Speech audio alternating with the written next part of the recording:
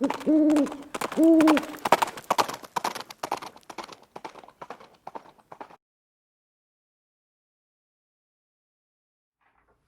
hey guys, it's Viejo here, and we are in the third week of May in 2025.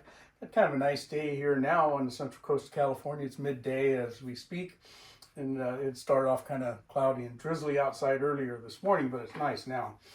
Hey, this is part 4 of our saga on 45 Schofield using this brand new brass that our friend Tom Drage sent to me here at the bench. And today we're going to get them loaded up. Right from the get-go here, you know that if you're watching on YouTube, I can't show you all of the loading process, but it is all over there on the Rumble channel. If you're new to this, you go to rumble.com and type in my channel name, which is what you see right here, and you'll find this video. Okay, so if you remember from the previous videos, we got our brass in, we got it all trimmed and uniformed and so forth. And so we're up to the loading phase, and then, next week we're going to go ahead and shoot them. But after looking around, doing some research, the goal here for this particular video series was to come up with a round equivalent in ballistic, at least to the 45 ACP round, which the 45 Schofield cartridge is often given credit for having been sort of the grandfather of that round. In other words, a 230 grain bullet going out around somewhere 830 to 850 feet per second. and we got there. I had come across an article several years ago from John Taffin, who favored red dot powder for his 45 Schofield loads. He loaded them lighter than what we're going to do here. He was using 4 grains of red dot, and that was giving him 650 to 700 feet per second, somewhere in there, relatively light load, and that's a particularly common value. I think 750 or so might be a little bit more appropriate. Kind of in the meantime, my friend Walks Fletcher had given me a couple of other ammunitions here. Got this old box of Ultramax. Okay, these are both 230 grain bullets. This one is from Black Hills Ammunition. The box isn't, but the ammo that's in there is. And I chronoed those again, both 230 grain bullets. Those, let's see, the Ultramax went out at 751 with a standard deviation of 7.3. It's pretty good ammo, really. And the Black Hills 230 grain Schofield round was at 807 with a standard deviation of 14.5, and that was just over 5 rounds chronographed. Those are kind of antique ammos. I didn't want to shoot them all up, just kind of wanted to hang on to them anyway. So John Taffin's load of 4 grains of red dot wasn't going to get there as far as, and he was using that with, incidentally, a 250 grain I think it was an Oregon Trails bullet that he used in that article for Guns Magazine back in 2021, 22, somewhere in there. Anyway, but I kind of started close to that, a little bit more than that, and started working up cautiously, and I almost ran out of bullets. I didn't cast enough of these, but we had enough when we were finally done. I got up to 5 grains, and that was a little on the light side. These guys were all running around 800 feet per second at that load. And so I went up to 5.2 grains, and that was just slightly on the upper edge, somewhere between 850 and 860 feet per second. So we backed down one more to 5.1 grains, and that's what I ran with. And so all 3 of these were in the ballpark between 830 and 850 feet per second. With 5.1 grains of red dot, and that worked out reasonably well. So that was kind of the goal that I was looking for. And it took me a while to get there. I wasn't shooting a whole lot of them at a time. I used the Ruger Blackhawk as the test bed for those, and incidentally, this is a cleared firearm, and the one that you're looking at here is the Barra BB gun. It's not a firearm. So the again, the three that we loaded here, we loaded the RCBS 45230 CM, then we loaded the Seiko 954 also, and the MP 453 490, and those are all three 230 grain bullets, and we loaded them all the same, other than COAL, right? They're all a little bit different.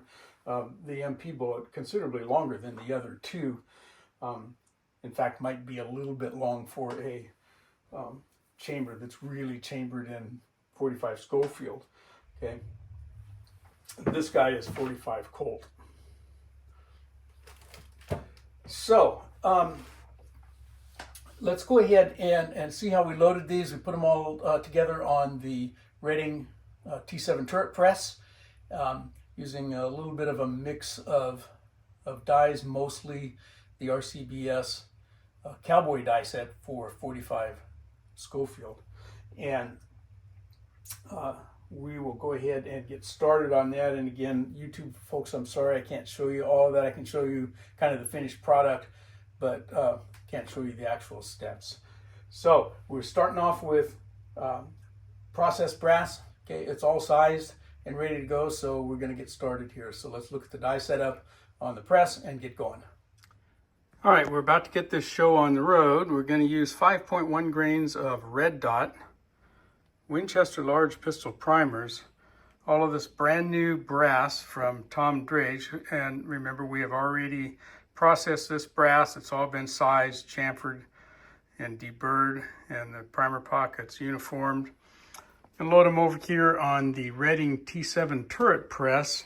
I've got a sizing die set in here, but that's only in case we mess something up somewhere along the line and we got to start all over with a case, but we won't use that. So we're going to start here with our RCBS Cowboy expander die, which has already been set up. We're ready to go there. Then we'll take them over here when we get all of those sized and expanded and primed, and we're going to tray load them with the Redding powder measure, which we already have set up to deliver 5.1 grains. Then we'll come back and seat with the Hornady Cowboy cedar die and another RCBS cedar die to do our roll crimp. All right, so all of the cases are primed, and then, as I said, I like to turn them upside down so that I can come in here and just kind of, hit the camera, sorry. Look down the line there and make sure that all of those primers are seated properly and none of them are sticking up. Okay, so those all look good. If there was one that I caught that was bad, I would just go back to the press and seat it a little bit better. Okay, so the next thing then is we're going to go over here and tray load these, and I'll move the camera for you. Okay, so there's all our charges. And then the next piece of this is to take our light and look down into all of these guys and make sure that they're all charged. Nobody got shortchanged. Okay, so the amount of powder in each case looks to be the same. Our next step then is to come in and seat a bullet. And, oops, I want to get this guy out of the way. I've only got this guy sort of soft started. Okay, I used a dummy round. Turned my seat stem down until it contacted the knee plat of the dummy round. All right, we am right there, right where we want it to be. So that's good and copacetic. I'm going to double check here and make sure that I'm good and tight there. This is just an O-ring seat seal kind of a deal there, so you don't need to take a wrench to it. It's not going to go anywhere. See where we are. How do I like that? Yeah, that's going to be plenty. Okay. Again, this is not going to be a real hot load. It's not going to be, really meek either. It's a good sized bullet, but that's going to be plenty of crimp right there. Okay. So my finger tightened that, but I'm going to use the round to hold the die body in place against its own friction there, and then snug that lock ring up. Incidentally, I mentioned this a lot. This wrench comes from Brownells. It's meant for the Redding lock rings, which are similar, but the Redding ones are a little bit broader diameter, and you have to, there's a couple of little nubs that are on here, and you have to take those off so that this thing will close up tight enough to get itself around those RCBS rings. But you can, you know, you just take your file to those surfaces and take those little nubs off of there, and you're good to go.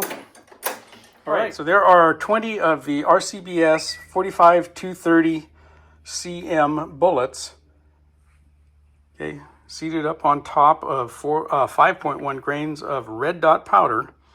And I'm going to go ahead and load the Seiko bullets and the MP bullets in the same fashion. They get a little bit different overall length, but they're going to get the same charge. The brass is all going to get the same treatment, okay? Same crimp. I'm not going to change the crimp, all right?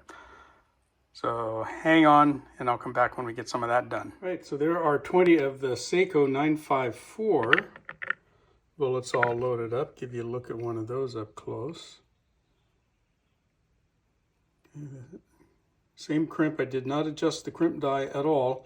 I did have to adjust the seating die because these are seated at 1.390, a little shorter bullet there. Okay, so now we're going to go load up those MPs in the same way. Here are our MP 453-490.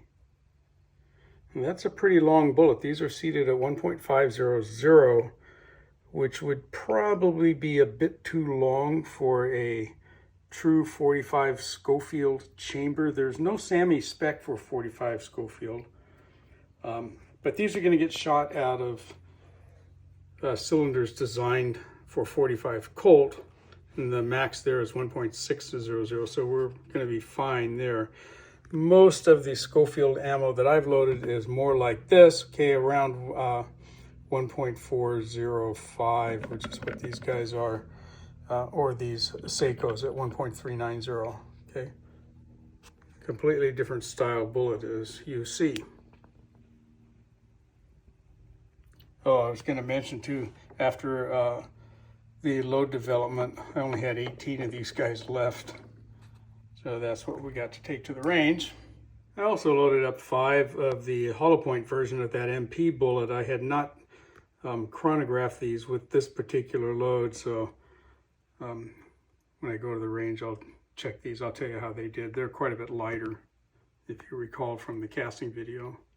Okay, so you saw we had a couple of little hitches there in the loading process. At one point I had seated, you know, when I first started seating this guy, seated him a little bit too deep, and so we had to pull that bullet back out a little bit, and then as I was coming into crimp one, as I stuck the cartridge in and pulled my hand away, it pulled the cartridge a little bit out of the shell holder, and whammo, I pushed that thing up into the bottom of the die and shoved that bullet way down in there. So we had to take that round apart and you know, get it rehabbed a little bit, but it worked out fine anyway.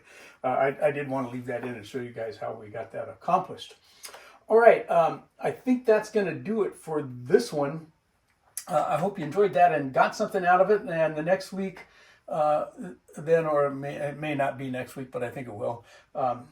In the next episode, which will be the final episode, we're going to take them to the range and shoot some of each of these guys. All right, from the Viejo bench for now, that's all she wrote.